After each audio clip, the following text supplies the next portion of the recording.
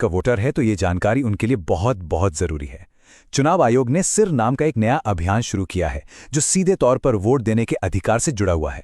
चलिए इसे जरा समझते हैं। देखिए, ये अभियान 2 फेज में होगा। पहला फेज 4 नवंबर 2025 से शुरू होगा, जिसमें बूथ लेवल ऑफिसर्स यानी बीएलओज घर घर आकर वोटर्स की जानकारी को वेरीफाई करेंगे। अब इस पूरी प्रक्रिया का जो आधार है वो बहुत सरल है। 2025 की जो वोटर लिस्ट है उसकी तुलना सीधे सीधे साल 2002 की लिस्ट से की जाएगी और इसी तुलना के आधार पर हर वोटर को ए से लेकर एफ तक 6 अलग अलग कैटेगरीज में बांटा जाएगा। मतलब 2002 की वो लिस्ट ही एक तरह से सब कुछ तय करने वाली है।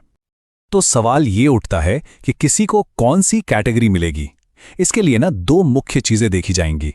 पहली, वोटर की उम्र, और दूसरी, 2002 की वोटर लिस्ट में उनके परिवार का नाम है या नहीं।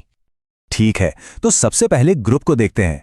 ये वो लोग हैं जिनकी उम्र 38 साल या उससे ज्यादा है, यानी जिनका जन्म 1 जुलाई 1987 को या उससे पहले हुआ है। अगर उनका नाम 2002 की लिस्ट में मिल जाता है तो उन्हें रखा जाएगा कैटेगरी ए में, और अगर नाम नहीं मिलता तो उन्हें डाल दिया जाएगा कैटेगरी बी में। एकदम सीधा सा हिसाब है।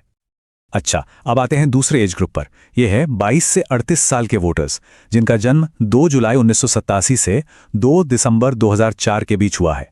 अगर इनके माता या पिता दोनों में से किसी एक का भी नाम 2002 की सूची में है तो उन्हें मिलेगी कैटेगरी सी। लेकिन अगर माता पिता दोनों में से किसी का भी नाम उस लिस्ट में नहीं है तो फिर उन्हें कैटेगरी डी में रखा जाएगा। और आखिर में बात करते हैं सबसे यंग वोटर्स की, यानी 18 से 21 साल के वोटर्स की। यहां पर नियम थोड़े और सख्त हैं। इन्हें कैटेगरी ई में आने के लिए माता और पिता दोनों का नाम 2002 की लिस्ट में होना जरूरी है। अगर एक का भी नाम नहीं मिला तो उन्हें सीधे कैटेगरी एफ में डाल दिया जाएगा। तो ये जो A B C D categories हैं, इनका आखिर मतलब क्या है? इसका जवाब मिलता है हमें दूसरे फेज में। आपकी कैटेगरी ही ये तय करेगी कि आपको अपना वोट देने का अधिकार बनाए रखने के लिए कौन से और कितने डॉक्यूमेंट्स जमा करने पड़ेंगे, और कुछ मामलों में अपना वोट देने का अधिकार बचाने के लिए इतने डॉक्यूमेंट्स तक देने पड़ सकते हैं। चलिए इस टेबल को जरा ध्यान से समझते हैं। अगर कोई कैटेगरी ए में है तो बहुत बढ़िया, उन्हें कोई प्रूफ नहीं देना होगा।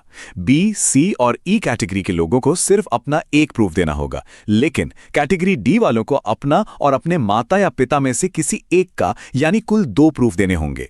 और सबसे ज्यादा कैटेगरी एफ वालों को अपना और अपने माता पिता दोनों का मतलब कुल 3 प्रूफ पेश करने होंगे।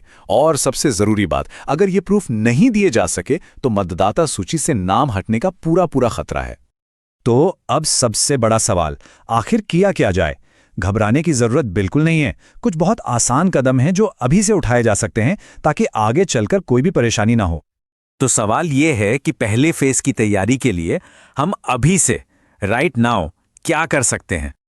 देखिए, हमारा लक्ष्य होना चाहिए कि हम सबसे आसान कैटेगरीज ए, सी और ई में आ जाएं।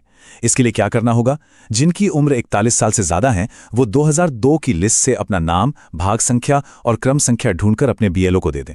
जो 21 से 38 साल के हैं वो अपने माता या पिता में से किसी एक की 2002 की लिस्ट की जानकारी अपने बीएलओ को दे दें। और जो 18 से 21 साल की युवा वोटर हैं वो अपने माता और पिता दोनों की 2002 की जानकारी निकालकर अपने बीएलओ को दे दें।